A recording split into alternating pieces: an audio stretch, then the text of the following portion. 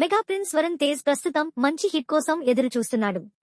ప్రస్తుతం తన నుండి వస్తున్న సినిమా మట్కా. కరుణ కుమార్ దర్శకత్వంలో పీరియాడిక్ యాక్షన్ డ్రామాగా 1960 బ్యాక్డ్రాప్తో గ్యాంబ్లింగ్ తరహా కథాంశంతో ఈ సినిమా ఉండబోతుంది. ఈ సినిమా నుండి ఇప్పటికే గ్లింప్స్ ను రిలీజ్ చేయగా గ్లింప్స్ బాగానే ఆకట్టుకుంది. ఈ సినిమా షూటింగ్ ను మళ్లీ ఇటీవలే మొదలుపెట్టిన సంగతి తెలిసిందే. గత కొద్ది రోజులుగా రామోజీ ఫిలిం సిటీలో వేసిన వింటేజ్ వైజాగ్ సెట్ లో షూటింగ్ ను జరుపుతున్నారు. అందుకు సంబంధించిన వీడియోను కూడా రిలీజ్ చేశారు. ఇక ఇప్పుడు షూటింగ్ కు సంబంధించి మరో అప్డేట్ తో వచ్చారు మేకర్స్. రామోజీ ఫిలిం సిటీలో long and key schedule shooting పూర్తయింది. ఈ షెడ్యూల్లో కీలక సన్నివేశాలు, హై ఆక్టేన్ యాక్షన్ సన్నివేశాలు, రెట్రో థీమ్ సాంగ్స్ ను చిత్రీకరించినట్టు తెలిపారు.